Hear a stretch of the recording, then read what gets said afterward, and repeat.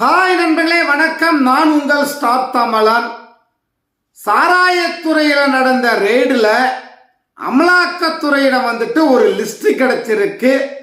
இந்த ரெய்டின் மூலமாக யார் யார் இதில் ஈடுபட்டு இருக்கிறாங்கன்னு சொல்லிட்டு இப்போ சாராயத்துறையில் 1000 கோடி ஊழல் நடந்திருப்பதாக அமலாக்கத்துறை ஒரு அறிக்கை கொடுத்திருக்கிறாங்க. எனக்கு என்ன தோணுதுன்னா, இது மேலோட்டமாக பார்த்ததுல ஒரு 1000 கோடி என்றால், இது துருவி உள்ள புகுந்து பார்த்தால் நிச்சயம் 1,00,000 கோடிக்கு மேலதான் இருக்குமே தவிர குறைவாக இருப்பதற்கு வாய்ப்பே கிடையாது.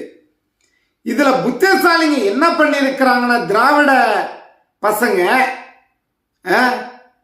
ஒரு புதிய சிம் கார்டை வாங்கின பிறகு, அமலாக்கத்துறை ரெய்டு நடத்தி முடித்து போன பிறகு புதிய சிம் கார்டை வாங்கி சம்பந்தப்பட்ட டாஸ்மாக் அதிகாரிகளிடம் போன் பண்ணி பேசி இருக்கிறாங்க.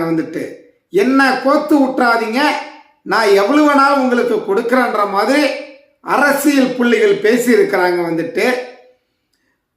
எவ்வளவு செலவானாலும் நான் உங்களுக்கு கொடுத்துறேன், நீங்க உள்ள கூட ஜெயிலுக்கு போங்க, உங்க குடும்பத்தை நாங்க பார்த்துக்கிறோன்ற வரைக்கும் பேசி இருக்கிறாங்க. ஆனால் அமலாக்கத்துறை இப்படியெல்லாம் நடக்கும்னு தெரிஞ்சுதான் இதுல எவன் ஈடுபட்டுக்கிறான்றத அவனுடைய வாய்ஸ் ரெக்கார்டெல்லாம் எடுத்து ஏஐ தொழில்நுட்பத்தின் மூலமாக கண்காணிப்பு வளையத்தில் வைத்திருக்கிறாங்க.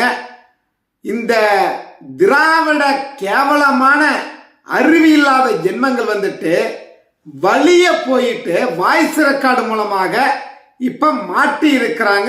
அமலாக்கத்துறையிடம் அமலாக்கத்துறையிடம் சில தகவல்கள் சரியா இல்லாததுனால எப்படா இவங்களை பிடிக்கிறதுன்னு இப்படி ஒரு வழியை ஏற்படுத்தி இப்ப தானா வலையில சிக்கி இருக்கிறாங்க.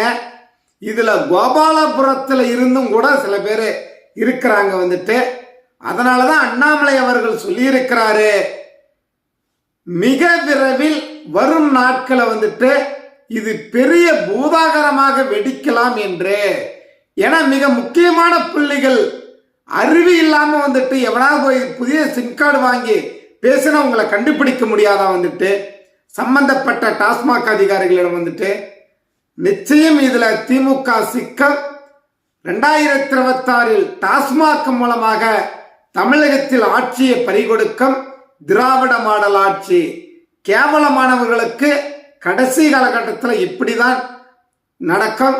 அதே போல சாராய அமைச்சர் கராரா சொல்லிட்டாராம் எங்க கோபாலபுரத்திடம், ஏங்க இந்த முறையில நான் ஜெயிலுக்கெல்லாம் போக மாட்டேன், நீங்க யாருகிட்ட பேசுவீங்களோ எனக்கு தெரியாது, மத்தியில பேசி சமரசம் பண்ணுங்க, இல்லைன்னா கதை வேற மாதிரியா போயிடும், பார்த்துக்குங்கன்னு சொல்லி கராரா கோபாலபுரத்திடம் சொல்லிவிட்டாராம் சாராய அமைச்சர் செந்தில் பாலாஜி. நான் உங்கள் ஸ்டார் தமிழன். கெத்தா சொல்லுவாண்டா, ஸ்டார் தமிழன்டா.